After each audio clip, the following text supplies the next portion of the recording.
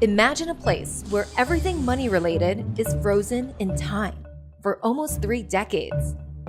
Your salary doesn't budge, the price of your unagi bowl doesn't change, and the interest rate on your home mortgage is closer to zero. Well, that was the reality here in Japan. We were used to the price of everything staying pretty much the same. But it wasn't always like this. Since the end of World War II, Japan has been ground zero for some of the biggest experiments in economics. Older Japanese like Tomiko, a pensioner, and Suetaka, who runs a real estate agency, have experienced a roller coaster of changes throughout their lives. Now, Japan's central bank has decided it's time to end its latest experiment and exit negative interest rates. For the first time since 2007, the Bank of Japan, or the BOJ, raised rates. YCC gone, the end of negative rates as well. So how did Japan decide to manage its economy so differently from the rest of the world? And how is this massive shift going to disrupt day-to-day lives across the country?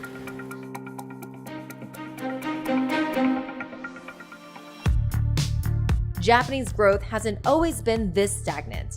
At one point, the economy was growing so fast that it looked like it was about to overtake the US as the world's biggest. Taro Kimura covers the Japanese economy for Bloomberg Economics. Before, he used to work at the BOJ, so here he is with a mini history lesson. After the post-war devastation, Japan achieved something called economic miracle from the 1960s to early 1970s. That growth was led by a huge domestic demand because the middle-class households were expanding. In the late 1980s, Japan's economy actually accounted for about 10% of world's total economy. 楽しかったよね。私たちの時にはそんなに困らなかったんですよね。結構お給料も良かったし、ボーナスも良かったので。それがずっと続くと思ってたわけです。紬の業者はビールで足を洗って歩きよったと言われるぐらいえらい景気が良かったわけです。At the time, many were flush with cash and reckless spending was the norm. By the end of the 1980s, the stock market was on the up and up, hitting record highs.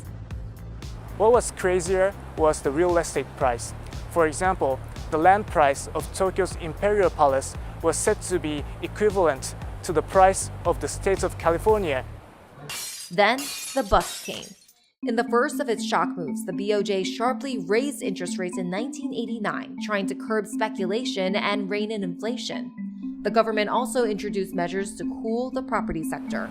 Nikkei stock price index fell to half of its peak value, and real estate prices also plunged that led to a long-term downturn. そういうバブルの時代、その当時勝った人たちは一旦バブルが弾けた時にはすぐ倒産の受け目にあったわけですね。バブルは所詮弾けるんです、いつかはですね。Authorities had tried to pump the brakes, but instead they sent the economy to a screeching halt. People in Japan didn't experience wage growth and inflation for about 3 decades. That means one generation for people. I myself, growing up in Japan, learned the concept of inflation from macroeconomic textbook. Living in the world in no inflation make people attach a certain product with a certain price. 物も上がってないけど給料も上がってないがねというのは気づいて、よその国と比較したときにこんなにも取り残されてしまったということですよね。A small amount of inflation can help drive economic growth by keeping money moving around. Most economies target relatively mild inflation of about 2%. But as you can see from the yellow, Japan's inflation stayed below that for a long time. As things got worse, the Bank of Japan followed the typical playbook for central banks, lowering interest rates. You can see the Fed, for example, slashed rates to cope with the fallout from the 2008 financial crisis. But the BOJ, for more than 20 years, kept at it with its almost flat line, but it didn't help lift the country out of deflation. In 2013, the BOJ decided to do something drastic again. It introduced the quantitative and qualitative easing policy, an unconventional move where they basically print a lot of cash and pump it into the market by aggressively buying Japanese government bonds. It was successful at first, but Japan faced deflation again a couple years later, so the BOJ went back to its box of tricks. In 2016, it adopted negative rates, a move that divided economists.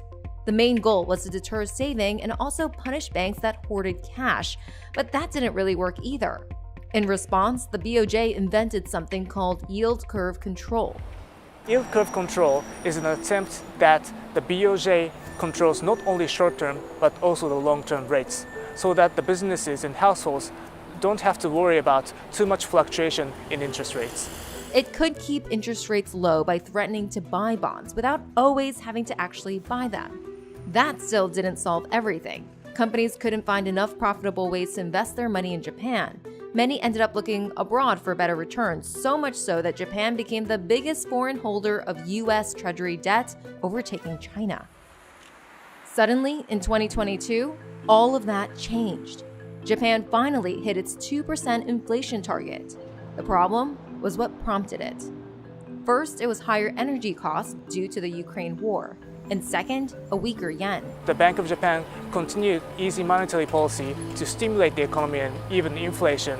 However, the other major central banks hiked rates in order to fight inflation. Eventually, it was external forces that pushed Japan toward ending its experiments. In other words, it was not the sort of inflation that Japan wanted because it wasn't coming from consumers spending more. Wages stayed low, even as inflation hit 4.3% in January 2023, which was the fastest in decades. But it still caused the yen to weaken, boosting profits at companies like Sony and Toyota, which sell products abroad. That finally brought about some signs of change. The business leaders who used to be reluctant to raise compensations in the fear of having a lot of fixed costs now started to become open to raise wages. The main labor unions secured the biggest wage increases in 30 years. So finally, on March 19, 2024, the BOJ took a big step. The Bank of Japan has ended negative interest rates 17 years since the last hike. They're scrapping the yield curve control, and they're also going to essentially pare back their purchase of ETFs. Raising the interest rate from negative 0.1% to a range of 0 to 0.1% doesn't seem like much, but it does put Japan back in line with other economies.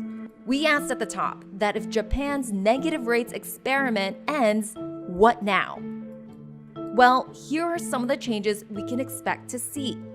First, mortgages will get more expensive for the first time in decades, and interest payments on the government's more than $8 trillion of debt, which is about twice the size of the country's economy, will increase. The same thing will happen to companies. It could also propel the yen higher. That means your trips to Japan could get more expensive, and Japanese exports would take a hit too. On the flip side, it can also make investing in Japan more lucrative. Plus, cheaper fuel and food imports are good news for Japanese consumers. 買い物するときはまず 50% オフとか 30% オフとかまずそこの方に行ってそこで買ってそれ以外に他に必要なものは普通のお値段のところへ行って買う。5年後ですか、豊かになってるでしょうね。10年後と言われるとわからないですけど。